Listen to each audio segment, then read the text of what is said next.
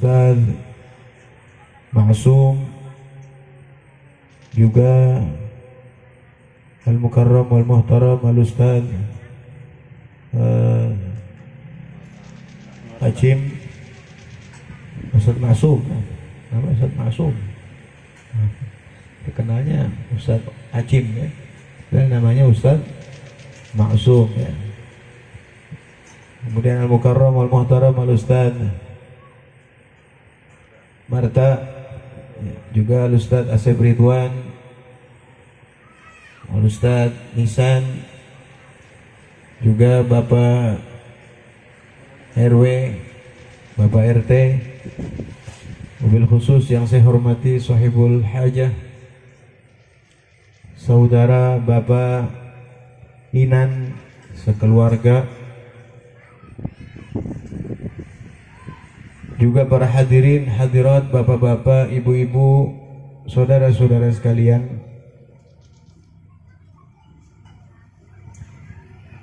Alhamdulillah pada malam hari ini kita berkumpul di tempat Bapak Inan dalam rangka apa namanya ini berarti? Acara apa berarti ini namanya ini? Oh, khitan juga. Oh, khitan juga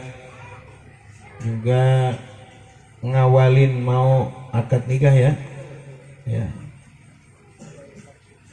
Ya, insyaallah saudara Asep Suryana akan melangsungkan akdun nikah tanggal 7 Januari, Sabtu besok. Kita doakan mudah-mudahan apa yang diinginkan oleh Sahibul Bait, yang dipengenin segala hajat dikabulkan oleh Allah Subhanahu wa taala. Anak yang disunat diberikan sehat, panjang umur, jadi anak yang soleh. Juga yang akan melangsungkan akdun nikah mudah-mudahan diberikan kemudahan, kelancaran oleh Allah Subhanahu wa taala, dan diberikan rumah tangganya yang barakah, sakinah, mawaddah, warahmah, dan insyaallah diberikan keturunan-keturunan yang salihin dan salihat. Amin ya rabbal alamin. Hadirin jamaah sekalian yang dimuliakan Allah Subhanahu wa taala,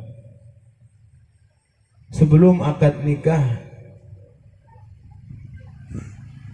semestinya ya seorang mu'arris atau apa, calon pengantin ya, dia mempelajari tentang masalah sedikit banyaknya masalah pernikahan ya. Tentang masalah pernikahan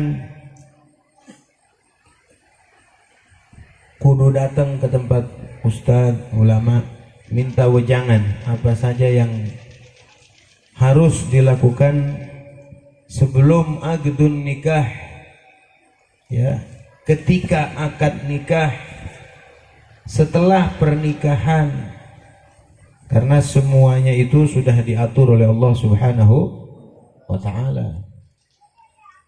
Ya, pernikahan ini semuanya udah diatur, Pak. Sampai akad nikahnya tuh diatur bagaimana yang baik, yang bagus, bagaimana ketika akad nikah, apa rukunnya, setiap rukun apa syaratnya, apa sunnahnya, apa adabnya ketika berlangsungnya akdun nikah ya. Bagaimana niat seorang pengantin ketika mau ijab dan qabul, itu ada semua diajarin, bahkan niatnya diajarin. Niatnya ketika mau ijab dan qabul itu ada niat ya. Kan setiap amal itu ada niatnya, benar gak? Innamal a'malu bin niat, semua amal ada niatnya. Ini kita hadir di sini nih ya, kita hadir di sini niatnya apa? Pasti ada kan masing-masing, karena semua gerakan badan harus dimulai dari hati, harus, pasti itu.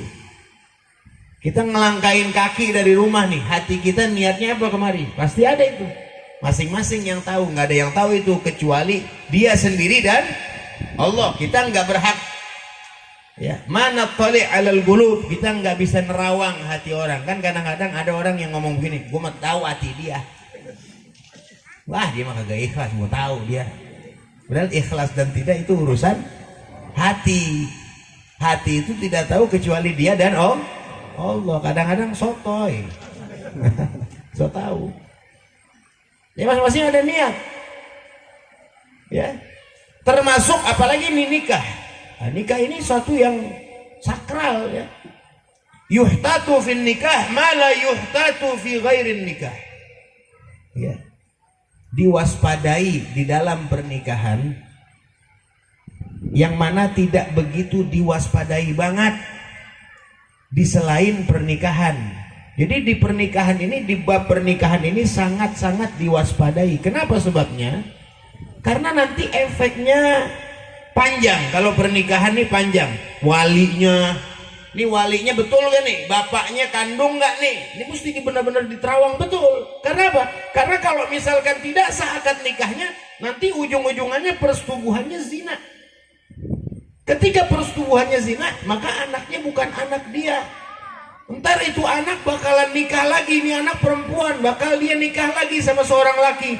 Sedangkan bapaknya dulu bukan bapaknya karena pernikahannya tidak sah. Jadi efeknya panjang gitu. Kalau pernikahan nih salah sedikit aja incredible. Kalau bahasa Cibitung ya. Jadi ribet. Ribet. Makanya perlu waspada ya. Dalam bab pernikahan nih kudu belajar.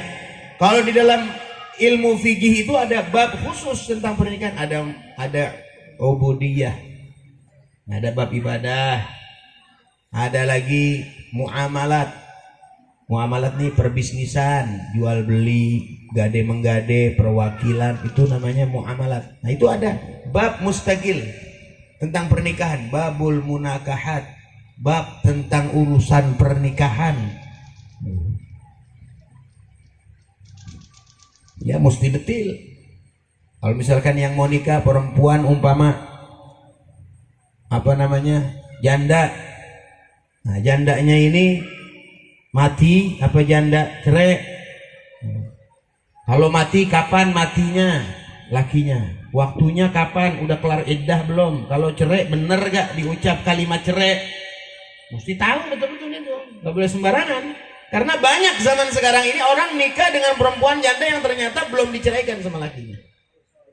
Alhamdulillah min. Banyak. Sehingga tidak sah pernikahannya. Banyaknya anak zina di akhir zaman karena termasuknya adalah sebab. Ya, termasuk sebabnya adalah karena tidak tahunya manusia atau banyak orang muslim yang tidak tahu tentang hukum-hukum pernikahan. Hati-hati betul. Ya. Nah itu tugas nanti bagi penghulu tuh, tanggung jawabnya besar. Dulu saya pernah hadir satu pernikahan, bapaknya nggak ada nih perempuan, ada saudaranya, kakeknya nggak ada udah, karena wali kan yang pertama bapak, kalau bapak nggak ada kan kakek, kalau kakek nggak ada saudara dulu. Saudara kalau nggak ada baru mamang, gitu kan ya.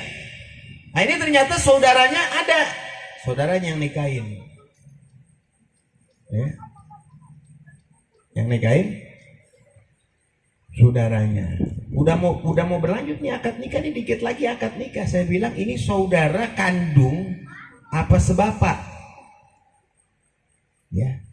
Ini saudara sebapak, Bib. Karena saudara kandungnya masih kecil, ya, belum umur 15 tahun. Coba panggil dulu sini. Karena ukuran kecil dan besar tidak hanya dengan umur, tapi dengan ihtilam.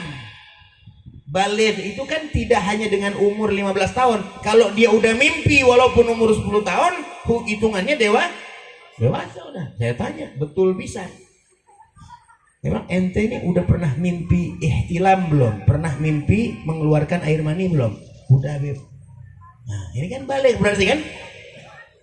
Kalau dia dengan adanya dia sebagai saudara kandung yang sudah dewasa, maka tertutup saudara sebapak. Ini yang harus menikahkan. Coba kalau misalkan saudara sebapak yang menikahkan, ini terjadi pernikahannya nggak sah. Makanya perlu hati-hati betul. Gitu. Betul-betul diperhatikan. Makanya ketika akdun nikah itu, yang dihadirkan di situ yang bagus, ihdaru ahli shalah wa ahli ilm. Ketika akad nikah itu sunnah menghadirkan orang-orang soleh, orang-orang baik, dan orang-orang yang berilmu, yang mengerti tentang pernikahan. Karena nanti mereka yang menganggap itu sah atau tidak, mereka yang menilai. Saksi, ya mungkin kalau saksi menurut penghulu mah, menurut negara mah, ya umpama RT, RW bolehlah, ya ada uang saksi kan Pak RW ya biasanya. Tapi kalau yang mengesahkan itu seorang yang ngerti ilmu tentang pernikahan, ulama, ustadz. Jadi ketika saya terima nikahnya dan kawinnya Fulanah binti Fulan dengan mas kawin yang tersebut dibayar tunai, bagaimana ustadz? Bagaimana? Nah, baru yang ditanyakan ustadz, karena dia yang tahu sah dan tidaknya itu ijab dan qabul. Bagaimana ustadz, sah apa enggak? Nah, kalau ustadz bilang sah, nah, baru barakallahu lak, baraka alaik jamaah, baru doa. Maaf, kadang orang nanyanya ke RW ke RT, ya, salah. Ya, bagaimana teh, sah enggak? Lah kalau RW RT kan nanti urusan tanah, baru deh surat-surat tanah. Kalau urusan pernikahan apalah. Jadi jangan menempatkan sesuatu bukan pada tempatnya. Ini urusan pernikahan ini urusan agama. Jadi nanyanya kepada ahli agama. Kecuali kalau RW-nya ustad, boleh. Kalau RW-nya orang alim, ya mungkin soalin kali. Nyala jadi RT kali enggak? Nah itu para hadirin jamaah sekalian. Menghadirkan ahli ilmu agama agar dia yang nanti menilai itu pernikahan sah dan tidaknya. Walinya, calon suaminya, calon istrinya, dua saksinya, dan ijab dan qabulnya. Ahli sholah, orang soleh, apa yang diharapkan dari orang soleh itu? Keberkahannya. Nah, supaya akad nikahnya diberikan keberkahan, karena huduru ahli sholah itu sudah membawa keberkahan. Hadirnya orang soleh di dalam satu majelis itu sudah membawa keberkahan di dalam majelis itu. Makanya diundang agar pernikahannya diberikan keberkahan oleh Allah Subhanahu wa ta'ala, supaya nih kedua mempelai rumah tangganya barakah fid dunya. Kan itu yang diharapkan. Awalnya dulu kudu baik. Sholat aja takbiratul ihramnya dulu kudu baik. Ntar rukun kesonoannya ngikut. Asyak fi takbiratul ihram yadur walau ba'da salam. Ente ragu takbiratul ihram itu bisa bahaya sekalipun abis udah kelar salam nih.